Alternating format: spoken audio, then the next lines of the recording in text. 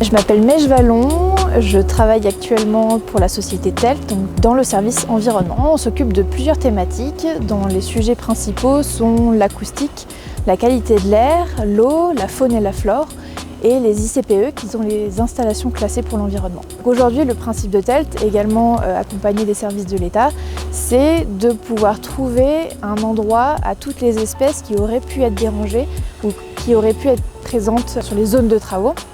Et donc le but, c'est de leur trouver des zones de compensation qui sont des zones dans lesquelles les espèces vont retrouver les mêmes qualités de vie.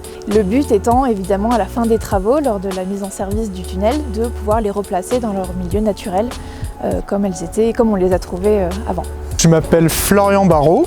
Ça fait à peu près 2 ans que je travaille pour Naturalia Environnement en tant que chargé d'études faune. Je fais beaucoup d'inventaires sur le milieu naturel en général et ça s'échelonne un peu de la plaine, par exemple dans l'Allier, jusqu'à la montagne, notamment sur la Savoie. Je suis amené souvent à être sur le terrain, à faire les inventaires toute faune. Du coup, ce suivi entretien, on va dire, des nichoirs est fait en automne en général parce que c'est vraiment le moment d'accalmie où en fait les oiseaux sont en train de migrer, les hivernants ne sont pas encore arrivés, il n'y a plus de nidification parce qu'en général c'est quand même début du printemps jusqu'à à peu près fin d'été. C'est le moment où on va en fait le moins déranger les animaux.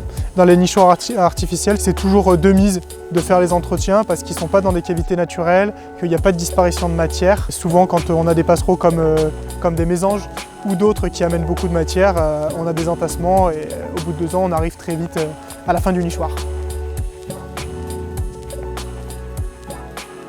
Le nichoir il est tissé en fait, presque. Chaque brin de mousse est vraiment incorporé à l'autre.